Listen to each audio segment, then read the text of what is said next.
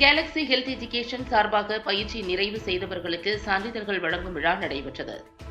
கோவையில் Galaxy health education naturopathy நிறுவனம் சார்பாக அக்குபஞ்சர், யோகா பயிற்சி மற்றும் கிளினிக் துறை சார்ந்த டிப்ளமோ நிறைவு செய்தவர்களுக்கு சான்றிதழ்கள் வழங்கும் விழா கோவை உப்பிலிப்பாளையம் பகுதியில் உள்ள காவலர் சமுதாய கூடத்தில் நடைபெற்றது.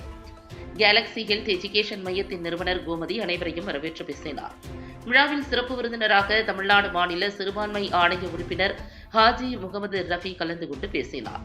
அப்போது பேசிய அவர், தற்போது இந்த வகுப்புகளை நிறைவு செய்துள்ளவர்களில் பெரும்பான்மையாக பெண்கள் இருப்பதாக கூறியவர், ஒரு தனி மனிதன் அல்லது ஒரு சமுதாயத்தின் முன்னேற்றத்தில் பெண்களின் பங்கு அதிகம் இருப்பதாக தெரிவித்தார். தொடர்ந்து பேசிய ஸ்ரீ வாராகி மந்திராலயம் அறக்கட்டளை மணிகண்ட சுவாமிகள், பல்லாயிரம் ஆண்டுகளுக்கு முன்பே சித்தர்கள் அனைத்து விதமான நோய்களுக்கும் தீர்வு கண்டுள்ளதாக தெரிவித்தார்.